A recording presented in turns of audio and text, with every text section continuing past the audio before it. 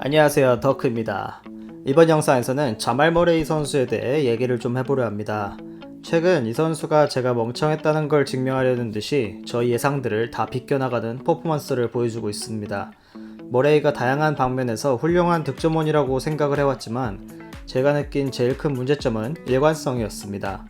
그동안 뛰어난 퍼포먼스를 보여준 경기들이 많았지만 그만큼 반대로 매우 실망적인 모습을 보인 경기들도 많았습니다.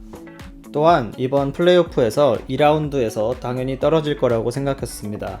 작년 플레이오프에서 기복이 심한 모습을 보였기 때문에 니콜라 요키치 다음으로 팀의 2옵셔너로서 많이 부족하다고 생각을 했고, 특히 작년에 포틀랜드를 상대로 6차전, 7차전에서 보여준 모습이 좀 실망스러웠습니다. 하지만 지금 플레이오프를 모두가 보시다시피 덴버에 대한 저희 평가가 틀렸다고 완전히 증명하고 있습니다.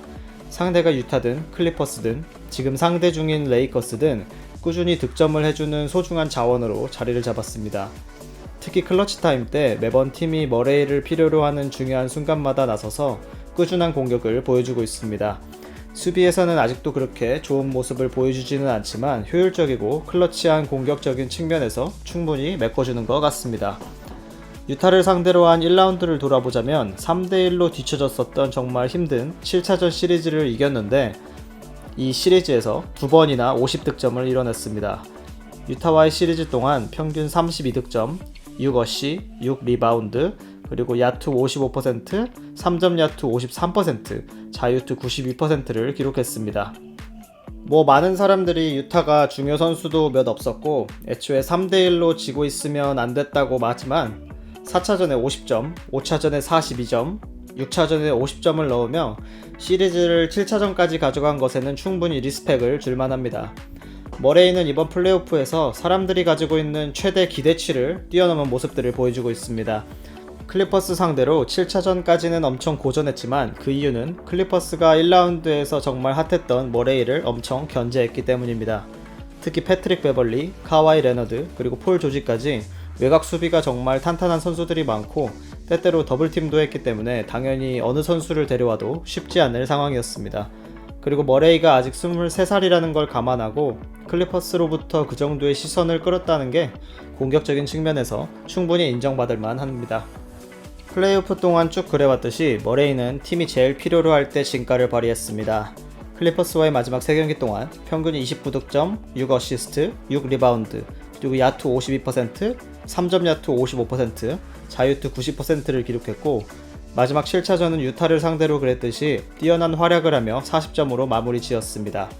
클리퍼스와의 몇 경기에서 부진을 보이긴 했지만 충분히 다른 경기들에서 메꿔졌습니다. 특히 7차전에서.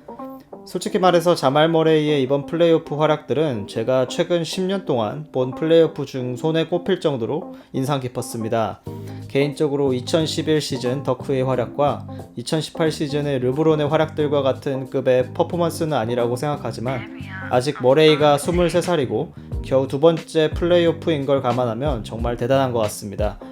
심지어 이번 플레이오프에 들어오면서 사람들은 아마 머레이를 탑10 포인트 가드로도 생각을 안 했을 겁니다. 사람들의 기대치를 훨씬 뛰어넘은 것 뿐만이 아니라 올스타급 이상의 경기들을 보여주고 있고 충분히 인정받을 만하다고 생각합니다. 저번과 다르게 플레이오프에서의 기복이 거의 없기도 하고 클러치 상황에서 엄청난 활약들이 돋보입니다. 4쿼터에서의 스탯들이 그걸 충분히 증명하고 있습니다. 4쿼터의 야투 60%, 3점 야투 73%를 기록 중입니다. 적어도 이번 플레이오프 4쿼터에는 마이클 조던이 강림한 듯한 모습을 보여줍니다. 여기서 이 영상을 시청해주시는 분들께 한 가지 질문을 하고 싶습니다. 여러분들은 자말 머레이를 현재 NBA 엘리트 선수들 사이에서 혹은 포인트 가드들 사이에서 몇 등 정도로 생각하시나요? 탑5 포인트 가드 혹은 탑10 포인트 가드? 아니면 리그에서 15위? 아니면 리그에서 25위? 왜냐면 이번 플레이오프가 시작되면서 저는 머레이가 리그에서 20위, 심지어 30위 안에 든다고도 생각을 안 했습니다. 하지만 머레이가 득점원으로서 이 기세를 레이커스 시리즈 뿐만이 아니라 커리어에 계속 이어가줄 수만 있다면 충분히 탑5 포인트 가드 혹은 탑20 선수 토론에 들어갈 자격이 있다고 생각합니다. 이런 효율적인 득점들과 게임들을 이겨내는 모습이 덴버가 얼마 전에 머레이에게 준 큰 계약들이 가치가 있음을 보여줍니다. 이번 플레이오프를 통해 사람들이 앞으로 이 덴버 너게츠 팀을 더 인정하는 계기가 된 것 같습니다. 현재 팀의 주력 멤버들이 다른 상위권 팀들에 비하면 많이 어린 편이기 때문에 앞으로 더 성장을 하지 못할 이유가 없습니다. 심지어 많은 선수들이 덴버에서 드래프트된 선수들이라 팀의 셀러리 캡 문제도 당분간은 크게 걱정이 없어 보여서 정말 우승을 노려볼 수도 있는 팀 같습니다. 이번에 레이커스 시리즈를 지더라도 서부 컴파에 진출하고 자말 머레이가 이 성공의 큰 주축이었다는 것만으로 많은 걸 이뤘다고 봅니다. 얘기를 마무리하자면 시청자분들께 이걸 물어보겠습니다. 아마 많은 분들이 머레이가 이런 실력을 보여주는 게 경기에 팬들도 없고 워낙 버블에서 의아한 일들이 많이 벌어진다고 하실 수 있지만 저는 그것에는 살짝 반대합니다. 왜냐면 이 버블에서의 상황들이 누가 진정으로 실력 있는 농구 선수인가를 보여준다고 저는 생각합니다. 팬들을 통해 아드레날린을 받아 활약하는 선수들이 거품이라는 게 아니지만 주변 환경이나 상황이 바뀌어도 자신의 실력을 보여줘야 한다고 생각합니다. 그렇게 하지 못하면 다른 선수들에 비해 멘탈이 강하지 않다고 볼 수 있습니다.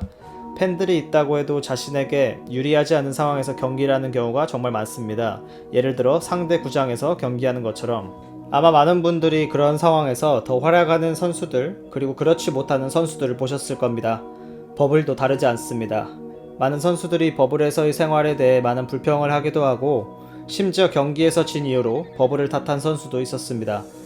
어떻게 보면 홈 구장이라는 어드밴티지 없이 경기를 하기 때문에 양 팀에게 공평한 상황이라고 봅니다. 아마 이런 플레이오프에서 자말 머레이는 한층 더 성장함과 동시에 사람들에게 증명한 것 같습니다. 이번 플레이오프에서 너무나 뛰어났기 때문에 저는 자말 머레이가 현재 탑6 포인트 가드에 들어갈 자격이 있다고 생각합니다. 왜냐면 이번 플레이오프를 통해 머레이가 슈퍼스타 레벨의 모습을 모두에게 보여주고 있고 스탯들이 그것을 뒷받침하고 있습니다. 특히 클러치처럼 제일 중요한 상황에 말입니다. 우리가 머레이를 웨스트브룩, 캔바 워커 혹은 벤 시몬즈 수준의 레벨 혹은 더 뛰어나다고 하지 못할 이유가 없고 이 선수들은 현재 포인트 가드 포지션에서 상위권을 자랑하고 있는 선수들입니다. 그렇기 때문에 충분히 탑6 포인트 가드 대화에 낄 자격이 있다고 봅니다. 레이커스와의 5차전이 머레이의 이번 시즌 마지막 플레이오프 경기가 될 수도 있지만 5차전에서도 슈퍼스타급의 활약을 할 거라 저는 믿습니다. 저희는 최근 한 달간 자말 머레이의 엄청난 성장을 보고 있는 겁니다. 이번 영상은 여기까지고 재밌게 보셨다면 구독과 좋아요 부탁드리겠습니다. 감사합니다.